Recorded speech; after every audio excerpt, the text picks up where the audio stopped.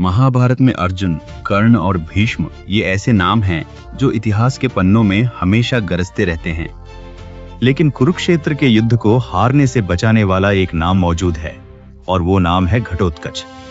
कुरुक्षेत्र के युद्ध में दुर्योधन के आवेश के कारण ही पहली बार रात के समय में युद्ध करना पड़ा था। तब कृष्ण ने एक नाम पुकारा था, घटोत्कच। वो भीम और हिडिंबी का पुत्र था जो आधा इंसान और आधा राक्षस था, वो था घटोत्कच। जैसे ही उसने युद्ध भूमि में कदम रखा, कौरवों की पूरी सेना कांप उठी। वो आसमान में उड़ गया, उसने मायाजाल रचा और आग की बारिश कर दी। क्या सच था और क्या माया, किसी को कुछ भी समझ नहीं आ रहा था। दुर्योधन कर्ण पर चिल्लाया, इसे अभी रोको वरना इसी रात हमारी सेना का अंत हो जाएगा। आखिरकार कर्ण ने अपने पास रखे हुए अपने अंतिम दिव्यास्त्र का प्रयोग किया, जिसका नाम था वासवी शक्ति। वो अस्त्र कर्ण ने सिर्फ एक व्यक्ति के लिए बचा कर रखा था, अर्जुन। लेकिन उस रात उसने उस अस्त्र का प्रयोग घटोत्कच पर कर दिया। वो एक दिव्य शक्ति थी। वह दिव्य शक्ति आसमान को चीरती हुई सीधे आकर घटोत्कच से जा टकराई। घटोत्कच यह समझ गया था कि यह उसका अंतिम क्षण आ चुका है।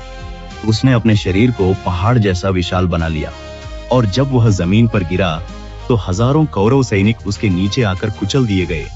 घटोत्कच मारा जा चुका था। भीम बहुत दुखी था, लेकिन कृष्ण मुस्कुरा रहे थे। तब अर्जुन ने पूछा, आप इस समय क्यों मुस्कुरा रहे हैं?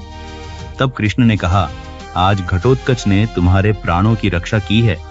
घटोत्कच तुम सबके प्रति प्रेम के कारण ही तुम्हारी तरफ से युद्ध करने के लिए आया था, लेकिन वह एक असुर है। असुरों का धर्म के प्रति कोई झुकाव नहीं होता। स्वाभाविक रूप से वे अधर्म की ओर जाने वाले होते हैं।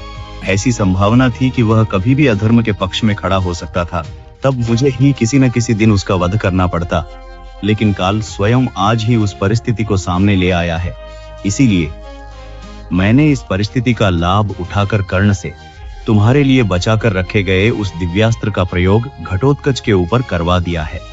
उस रात घटोत्कच ने सिर्फ अर्जुन के प्राणों की ही रक्षा नहीं की थी, बल्कि अपने प्राणों का बलिदान देकर उसने पांडवों के भविष्य को बचाया था।